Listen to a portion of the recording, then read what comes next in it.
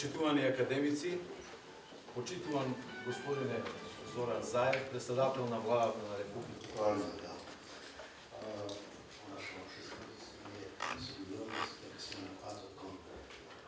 Со долгорочните конфликти и кратките и средните договори, големите на призмата, развиват се цивилизатски натрешни кризи за инхерентни. От кодът на обществото. Това значи Почитуван председател на Македонската академија на науки и уметности, почитуван господин Таки Фити, почитуван академик Гоце Петревски, почитувана гувернерка на Народната банка на Република Македонија, Анита Ангеловска-Бежовска, почитуван председател на Стопанската комора, господин Бранко Азевски, почитуван заменик председател на владата, почитуван градоначалник, почитувани министри овде присутни, почитувани поранешни министри, кои што сте денеска со нас овде присутни, почитувани универзитетски професори, еден дел и мои лични професори, почитувани медиуми, почитувани гости, драги присутни. Македонската академија на науки и уметности од воспоставувањето на нашата независност до денес представува јадрото на македонската интелигенција која низ годините ги поставува правците и насоките на економскиот и политичкиот развој на Република Македонија. Ова научна институција преку широкиот спектар на економски научни анализи долги години учествува во креирањето на економските политики. Граѓаните на Република Македонија очекуваат МАНУ како еден од столбовите на државноста и понатаму да биде генератор на развојните и напредни идеи и силен поддржувач на економскиот прогрес и напредок на земјата воопшто. На мојот огромно задоволство денеска имам честа заедно со председателот на МАНУ Таки Фити, председателот на Стопанската комора Бранко Азевски, вице-премиерот Ангјушев, гувернерката на Народна банка, да означиме отпочнување на оваа дводневна научна конференција идни предизвици на економскиот развој и економските политики на Република Македонија. Ова научна конференција се случува во еден од најклучните моменти на одговорноста пред кои сме исправени сите. Од тие причини, ова научна конференција нека биде уште посилен поттик да ги впрегне сите научни потенцијали и политички сили, конечно да го возможиме заслуженото место на Македонија, како 30-та земја членка на најмокниот воен сојуз НАТО, а потоа да работиме за полноправното членство на земјата во најсилната економска заедница Европската Унија. Посилен предизвик за економски развој на Македонија од членството на земјата во ЕУ и НАТО не постои. Овој историски момент е исклучително важен бидејќи со поканата за членство на земјата во НАТО, со започнатиот процес на преговори со ЕУ и со примената на новите економски политички перформанси на економијата започнаа значително да се подобруваат и да покажуваат стабилизација и раст севкупните економски параметри. Во вториот квартал на 2018 година имаме раст на брутодомашниот производ од 3,1%, македонската економија расте и се стабилизира на дол крок. И покрај падот што го бележи градежништвото, растот на брутодомашниот производ од 3,1% покажува дека економијата е раздвижена, како резултат на зголемената извозна и инвестициона активност на стопанството, растот на земјоделството, на индустријското производство и така натаму. Економските параметри во тој дел се исклучително поволни. Имаме раст на индустријското производство од 5% во периодот јануари-август 2018 година, во споредба со истиот период од лани. Изголемување на бројот на работници во индустријата за 7,2% во истиот тој период. Извозот бележи раст од 14,5% во периодот јануари-јули 2018 во споредба со истиот период лани. Странските директни инвестиции во првото полугодие изнесуваат 327 милиони евра, што е за 218% повеќе од просекот во последните 3 години и апсолутно најмногу во последните 3 години. Новата индустријска политика, планот за економски раст, ги дава своите првични позитивни ефекти врз економијата. За прв пат ги изедначивме условите за инвестирање на домашните и странските инвеститори и пуштивме во оптек околу 30 милиони евра како директна поддршка за стопанството и за процесот на индустриализација. И другите перформанси на економијата се одлични, покажуваат раст.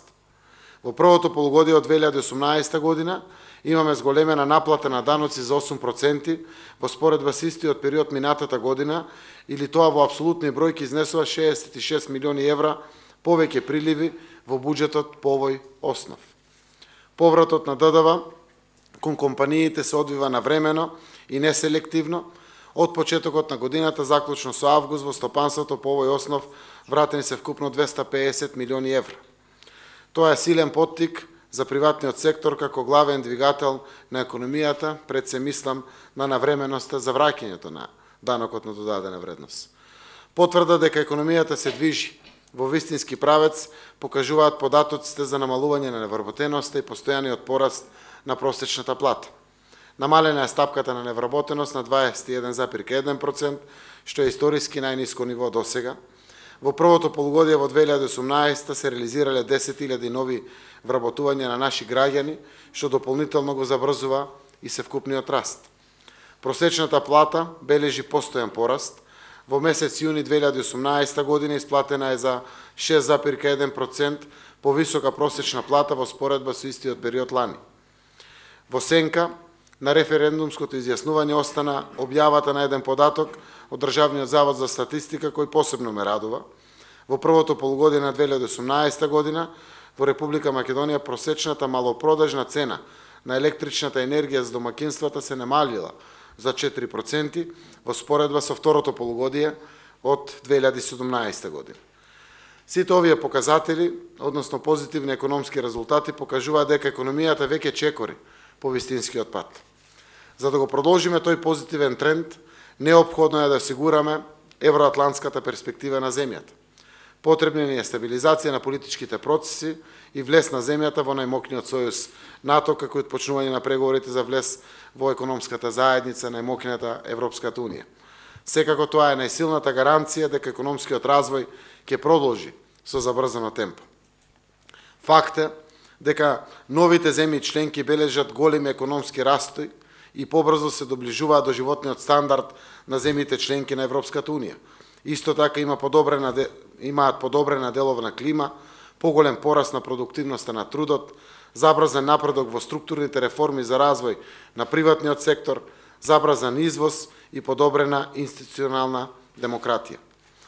Во перспектива, нашата економија треба да генерира многу повисоки стапки на раст од досегашните. И тие стапки мора да бидат со стабилен и предвидлив раст. Ваквите стабилни растечки стапки на бруто домашниот производ се потребни за да можат граѓаните да почувствуваат директен ефект, а тоа е подобрување на животниот стандард. Затоа потребно е да размислуваме во правец на креирање долгорочна стратегија за економски развој на земјата. Нашата економија мора да зачекори рамо до рамо со европските економии, да биде конкурентна, предвидлива, стабилна и регионално интегрирана. За да го постигнеме тоа, никако не смееме да ја испуштиме шансата која ни е на дофат. Анализите покажуваат дека финансиската помош на земјите по членството во Европската унија се зголемила во некои случаи за повеќе од 10 пати. Примерот со Хрватска, каде што во периодот од 2007 до 2014 година, пред да стане членка на Европската унија, користела околу 858 милиони евра од европските фондови, а во периодот 2014-2020, кога веќе Хрватска е членка на Европската унија, финансиската помош расте скоро за 13 пати и изнесува 10 милиарди и 740 милиони евра. Република Македонија мора да го искористи тој потенцијал за развој. Не може да си дозволиме да испуштиме ова шанса која што е поврзана со нашата стратешка цел членство во Европската унија. Кога ќе погледнеме напред во иднината, секако сите очекуваме да ја видиме нашата земја како чекори напред на економски план. Примената на новите технологии, модернизацијата и ревитализацијата на производството, компании извозно ориентирани, професионална институционална инфраструктура која го обслужува бизнисот и граѓаните, квалитетен образовен систем кој продуцира кадри според потребите на пазарот на трудот, квалитетна патничка, железничка и енергетска инфраструктура, европски квалитет на живот за сите граѓани на Република Македонија. Јас верувам дека со заедничка волја, работа и труд тоа може да биде и наше секојдневие. Моето обраќање пред вас денеска, почитувани академици, универзитетски професори, почитувани општественици, почитувани гости, ќе го завршам со зборовите на познатиот физичар Едвард Телер, кој рекол дека науката денес ја представува технологијата утре. Тоа е наша цел. Развојот е возможен и треба да биде наше секојдневие.